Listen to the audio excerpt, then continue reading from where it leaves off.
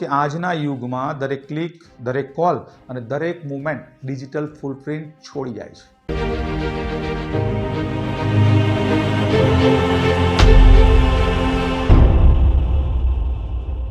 નમસ્કાર મિત્રો, તમારું સ્વાગત છે ધ ટ્રેન્ડિંગ ટોકના Gujarati playlist crime file.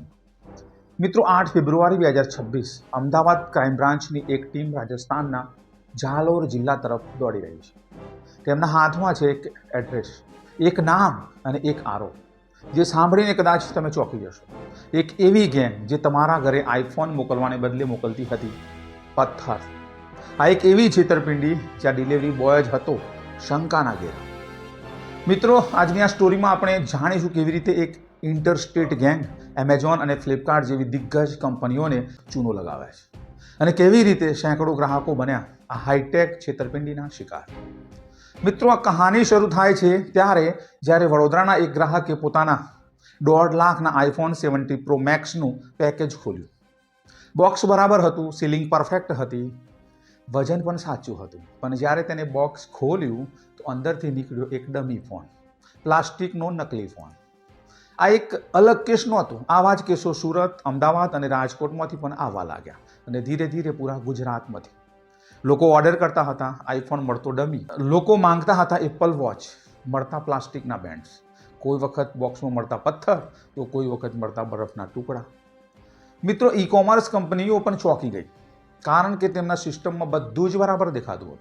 Order place થયો, પેકેજ ડિસ્પેચ થયું, ડિલિવરી થઈ, પણ પછી રિટર્ન એક પછી એક, અને દરેક રિટર્નમાં એક જ કોમન પેટર્ન. પેકેજ સીલ બરાબર હતું પણ અંદરનો સામાન નકલી. પોલીસ સમજી ગઈ કે આ કોઈ સામાન્ય ચોરી નથી, આ કોઈ બહારની છેતરપિંડી પણ નથી, આ છે ઇનસાઇડ જોબ. આખરે અમદાવાદ ક્રાઇમ બ્રાન્ચે કેસ હાથમાં લીધો. પ્રથમ પગલું હતું કોલ ડિટેલ રેકોર્ડ્સ, જે ગ્રાહકોને છેતરવામાં આવ્યા હતા. તેમના ફોન નંબર પરથી તપાસ શરૂ થઈ. પોલીસને એક પેટર્ન મળી. દરેક છેતરપિંડી પહેલા નકલી યુઝર આઈડીથી ઓર્ડર પ્લેસ થતા હતા. બીજું પગલું હતું કુરિયર કંપનીના રેકોર્ડ્સ. પોલીસે જોયું કે દરેક છેતરપિંડીવાળા કેસમાં ડિલિવરી ચોક્કસ કેટલાક એજન્ટ જ કરતા હતા. તેમના નામ, તેમના સરનામા, તેમના મોબાઈલ નંબર બધું જ રેકોર્ડમાં હતું. ત્રીજું પગલું હતું મિત્રો સોશિયલ મીડિયા અને ગ્રે માર્કેટમાં ટ્રેકિંગ. અમદાવાદ અને સુરતના સેકન્ડ હેન્ડ મોબાઈલ માર્કેટમાં પોલીસે એક સર્વે કર્યો અને તેમને જે મળ્યું તે ચોંકાવનારું હતું. એક જ વ્યક્તિ દ્વારા એક જ સમયગાળામાં બહુ મોટી સંખ્યામાં નવા આઈફોન વેચાણ માટે મૂકવામાં આવતા હતા. પોલીસની તપાસ હવે એક સ્પષ્ટ દિશામાં જઈ રહી હતી. તેઓએ જાણી લીધું કે આ છેતરપિંડી પાછળ કોઈ એક વ્યક્તિ નથી, આ એક સંગઠિત ગેંગ છે અને આ ગેંગના તાર રાજસ્થાન સુધી ફેલાયેલા છે. આખરે અમદાવાદ ક્રાઇમ બ્રાન્ચના અધિકારીઓએ રાજસ્થાન પોલીસ સાથે સંકલન કર્યું. તેમને માહિતી મળી હતી કે જાલોર જિલ્લામાં કેટલાક શંકાસ્પદ વ્યક્તિઓ રહે છે જેઓ આ ગુનામાં સંડોવાયેલા હોઈ શકે છે. પછી ટેકનિકલ સર્વેલન્સ, કોલ ડિટેલ્સ અને એનાલિસિસ અને બેંક ટ્રાન્ઝેક્શન રેકોર્ડ પરથી પોલીસે આરોપીઓના નામ અને સરનામા ટ્રેસ કર્યા. આખરે 8 ફેબ્રુઆરી 2026 અમદાવાદના ક્રાઇમ બ્રાન્ચની ટીમ રાજસ્થાનના જાલોર જિલ્લામાં પહોંચે. સવારે સૂરજ ઉગતા પહેલા જ એક સાથે 4 અલગ અલગ જગ્યાએ દરોડા પાડવામાં આવે છે.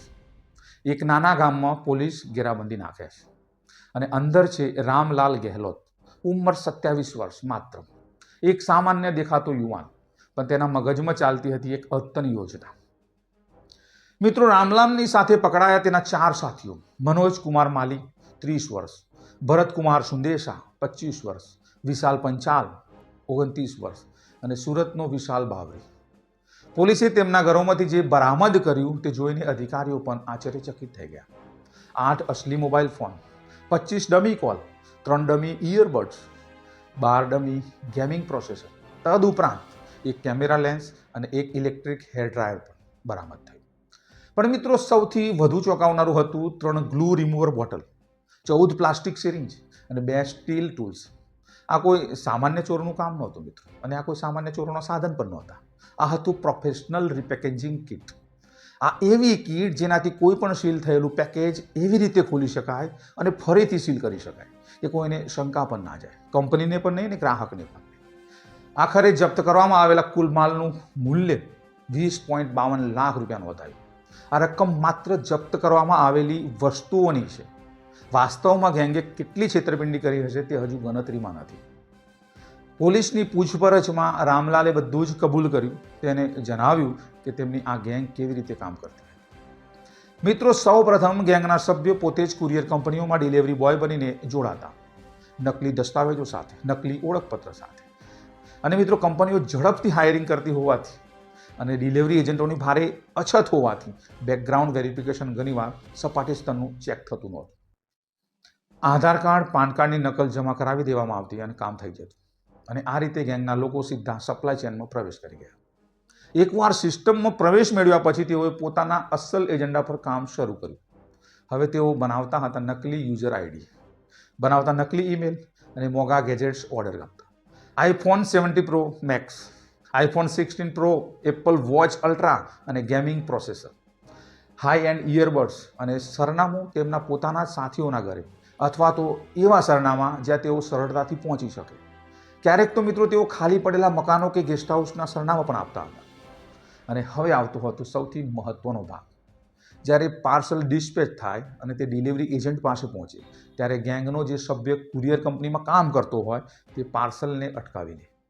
તે પાર્સલને લઈ જાય એકાંત જગ્યાએ અને પછી શરૂ થાય આખી પ્રક્રિયા. પહેલાં ગ્લુ રિમૂવર વડે પેકેજનું સીલ ખડવેથી ખોલવું. આ પ્રક્રિયા સમય માગે છે અને કુશળતા માગે છે. એકદમ કાળજીપૂર્વક, ધીરે ધીરે, ધીરજથી સીલિંગ ટેપને છોડવામાં આવે જેથી તે ફાટે નહીં. પછી સ્ટીલ ટૂલ્સ વડે બોક્સ કાળજીપૂર્વક ખોલવામાં આવે અને અસલી આઈફોન કાઢી લેવામાં આવે અને તેની જગ્યાએ મૂકવામાં આવે સમાન વજન અને સમાન દેખાવડો ડમી ફોન. આ ડમી ફોન તેઓ થોક ભાવે ખાસ બનાવડાવતા હતા માર્કેટમાંથી. અને એવા ફોન જે દેખાવમાં આઈફોન જેવા લાગે પણ કામ ન કરતા હોય. પછી પ્લાસ્ટિક સિરીઝ વડે ફરીથી ગ્લુ લગાડવામાં આવે અને સિરીઝથી ગ્લુ એકદમ ચોકસાઈથી તે જ જગ્યાએ લગાડી શકાય છે જ્યાં મૂળ સીલિંગ હતી. અને બોક્સ એવી રીતે સીલ કરવામાં આવે કે કોઈ જાણી જ ન શકે કે ક્યારે આ બોક્સ ખોલવામાં આવ્યું છે અને ફિટ કરવામાં આવ્યું છે. આ હતી તેમની કુશળતા અને આ હતો તેમનો પ્રોફેશનલિઝમ આઈડિયા. તેમને આ કામમાં મહિનાઓ સુધી પ્રેક્ટિસ કરી હતી. અલગ અલગ પ્રકારનું પેકેજિંગ, અલગ અલગ પ્રકારની સીલિંગ ટેપ, અલગ અલગ બોક્સ, બધા પર તેમને પ્રેક્ટિસ કરી હતી. અને મિત્રો, અંતે આ પેકેજ પહોંચાડવામાં આવે ગ્રાહક પાસે. ગ્રાહક ખુશ, તેને લાગે કે તેનો આઈફોન આવી ગયો છે, સીલિંગ બરાબર છે, તે તેને કોઈ શંકા નથી. પણ જ્યારે તે બોક્સ ખોલે તો મળે ડમી ફોન. ગ્રાહક તરત જ કસ્ટમર કેરમાં કોન્ટેક્ટ કરે, ફરિયાદ કરે, કંપની ચકાસણી કરે, સીસીટીવી ફૂટેજ જુએ, બધું જ બરાબર લાગે અને અંતે કંપની રિટર્ન સ્વીકારે અને અંતે રિફંડ પણ કરે. પણ મિત્રો, ગેંગ પાસે હવે છે અસલી આઈફોન અને તે આઈફોન વેચાય છે ગ્રે માર્કેટમાં અડધી કિંમતે. અમદાવાદ અને સુરતના કાલુપુર, રતનપુર પોલ જેવા વિસ્તારોમાં આવા સેકન્ડ હેન્ડ ફોનની સારી એવી માંગ છે. ત્યાં કોઈ પણ પૂછતું નથી કે બિલ છે કે નહીં, વોરંટી છે કે નહીં. જો ફોન કામ કરે અને કિંમત ઓછી હોય તો લોકો ખરીદવા તૈયાર થઈ જાય છે. મિત્રો, પોલીસની પૂછપરછમાં આરોપીઓએ કબૂલ કર્યું કે તેઓ છેલ્લા 1 વર્ષમાં અસંખ્ય છેતરપિંડીઓ કરી છે. જાન્યુઆરી 2026 વડોદરા, iPhone 17 Pro Max અને 3 iPhone 16 Pro એની છેતરપિંડી. ઓક્ટોબર 2025 સુરત, 7 મોબાઈલ ફોન અને 10 Apple watch. December 2025 Jalore, 2 Apple watch. અને આ માત્ર તે કેસો હતા જે પોલીસ સુધી પહોંચ્યા હતા અને જેને આરોપીઓએ કબૂલ કર્યા હતા. પોલીસ અધિકારીઓ કહે છે કે હજુ અમે તપાસ કરી રહ્યા છીએ અને આ ધરપકડના ભાગરૂપે અમે આ પાંચેયની તપાસ કરી રહ્યા છીએ. અમે વિશ્લેષણ કરીશું અને કેસના મૂળ સુધી પહોંચીશું. કારણ કે મિત્રો, પોલીસને શંકા છે કે સેંકડો અન્ય કેસો હોઈ શકે છે જે ક્યારેય રિપોર્ટ જ નથી થયા. ઘણા ગ્રાહકોએ વિચાર્યું હશે કે કદાચ કંપનીએ ભૂલથી ખોટું પ્રોડક્ટ મોકલ્યું હશે, કદાચ પેકિંગમાં મિસ્ટેક થઈ હશે અને કદાચ વેરહાઉસમાં કંઈ ભૂલ થઈ હશે. તેઓને ક્યારેય શંકા પણ નહીં આવી હોય. પોલીસને લાગ્યું કે આ કોઈ સંગઠિત ગેંગનું કામ છે. પોલીસને મની ટ્રેલ પણ ટ્રેસ કરવાનું શરૂ કર્યું. આરોપીઓના બેંક બેલેન્સ, બેંક એકાઉન્ટ્સ, તેમના ડિજિટલ પેમેન્ટ રેકોર્ડ્સ, તેમના મોબાઈલ વોલેટ્સ, આ બધું જ તપાસવામાં આવી રહ્યું છે. પોલીસનું માનવું એવું છે કે આ ગેંગ છેલ્લા 1 વર્ષમાં કરોડો રૂપિયાની છેતરપિંડી કરી ચૂકી છે. પ્રશ્ન ઊભો થાય છે, રામલાલ અને તેના સાથીઓએ શા માટે આ રસ્તો પસંદ કર્યો? તેઓ શિક્ષિત નહોતા, તેઓ સ્કિલ પણ નહોતા, તેઓ સામાન્ય નોકરી પણ કરી શકતા નહોતા અને તેઓએ પસંદ કર્યો આ ખોટો રસ્તો, ગુનાનો રસ્તો. કારણ કે ઝડપી પૈસો. એક આઈફોન ચોરીને ગ્રે માર્કેટમાં વેચવાથી તેમને 50,000 થી 70,000 રૂપિયાનો નફો થતો અને આ કામ તેઓ અઠવાડિયામાં ઘણીવાર કરતા હતા. એમને અંતે આ ખોટો રસ્તો પસંદ કર્યો. રામલાલના કેસમાં તેને લાગતું હતું કે તેની યોજના ફૂલપ્રૂફ છે. તેને લાગતું હતું કે કોઈ પકડી નહીં શકે કારણ કે દરેક વખતે કંપની રિફંડ કરી દેતી હતી અને કેસ બંધ થઈ જતો હતો. પણ તે ભૂલી ગયો કે આજના યુગમાં દરેક ક્લિક, દરેક કોલ અને દરેક મુવમેન્ટ ડિજિટલ ફૂટપ્રિન્ટ છોડી જાય છે. તેની દરેક નકલી યુઝર આઈડી, દરેક ઓર્ડર અને દરેક લોકેશન બધું જ ટ્રેસેબલ છે. અમદાવાદ ક્રાઇમ બ્રાન્ચે તમામ 5 આરોપીઓ સામે ભારતીય ન્યાય સંહિતાની કલમ 61/2A અને 316/5 હેઠળ ગુનો નોંધ્યો છે. આ કલમો સંબંધિત છે છેતરપિંડી, કપટ, ચોરી અને દસ્તાવેજની બનાવટ સંબંધિત અપરાધ માટે. મિત્રો, આ ગંભીર કલમો છે અને જો આરોપીઓ દોષિત થાય તો તેમને 7 વર્ષ સુધીની સખત જેલ અને ભારે દંડની જોગવાઈ છે. પોલીસ હજુ તપાસ કરી રહી છે કે 2 આરોપીઓ ઋષિલાલ ભાટી અને વિનોદ હજુ ફરાર છે. તેમની શોધખોળ ચાલુ છે. પોલીસને એવી માહિતી છે કે આ બંને મુખ્ય આયોજક હોઈ શકે છે અને સંભવત આખા નેટવર્કના માસ્ટર માઇન્ડ આ બંને જ છે. મિત્રો, કોર્ટમાં ટૂંક સમયમાં સુનાવણી થશે. પોલીસ પાસે પુષ્કળ પુરાવા છે, જપ્ત કરેલો માલ છે, કોલ રેકોર્ડ છે, બેંક સ્ટેટમેન્ટ છે, સીસીટીવી છે અને સૌથી મહત્વનું આરોપીઓનું કબૂલનામું છે. પણ સૌથી મહત્વનો પ્રશ્ન છે, આ કેસથી ઈ કોમર્સ કંપનીઓ શું શીખશે? શું તેઓ હવે ડિલિવરી પાર્ટનર્સની વધુ સખત તપાસ કરશે? શું પેકેજિંગ સિસ્ટમમાં વધુ સુરક્ષા ઉમેરવામાં આવશે? આ કેસમાં સૌથી વધુ નુકસાન થયું છે સામાન્ય ગ્રાહકોનું. મિત્ર, તમારા મારા જેવા એક મધ્યમ વર્ગીય પરિવાર જે મહિનાઓ સુધી બચત કરીને પોતાના બાળક માટે આઈફોન ખરીદે છે. એક યુવાન જે પોતાની પહેલી તનખ્વાહમાંથી પોતાના માતા પિતા માટે એપલ વોચ લે છે. એક વેપારી જે પોતાના કામ માટે નવું લેપટોપ મંગાવે છે. અને એ બધાને મળે છે એક ડમી. તેમનો વિશ્વાસ તૂટ્યો, તેમને નુકસાન થયું અને સૌથી ખરાબ, તેમને એક અપમાનનો અનુભવ થયો.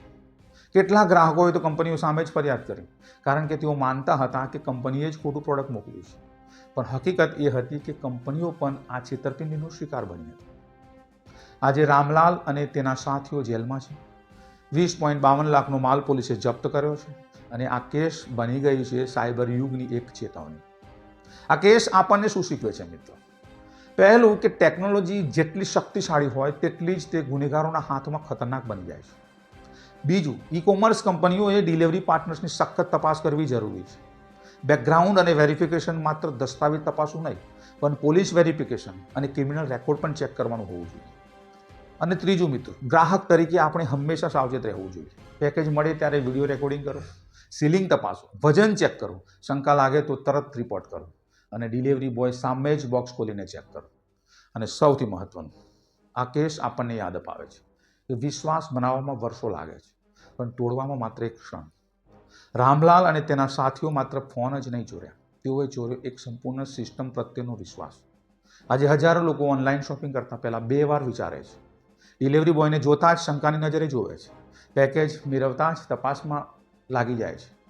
તો પ્રશ્ન એ છે કે આ કેસ પછી શું આપણે હજુ પણ આંખ મીચીને ઓનલાઈન ઓર્ડર કરી શકીએ? આપણે દરેક ડિલિવરી બોયને શંકાની નજરે જોવા લાગીશું? કેસ તો સંભળાઈ ગયો, પણ સવાલ રહી ગયો. મિત્રો, આજના વિડીયોમાં બસ આટલું જ. વિડીયો સારો લાગ્યો હોય તો લાઈક કરજો, શેર કરજો અને હા, હજુ સુધી ચેનલને સબસ્ક્રાઇબ ના કરી હોય તો મિત્રો ચેનલને સબસ્ક્રાઇબ કરજો. ત્યાં સુધી તમે સેફ રહો, સલામત રહો. જય હિન્દ, જય ભારત, જય ગરવી ગુજરાત.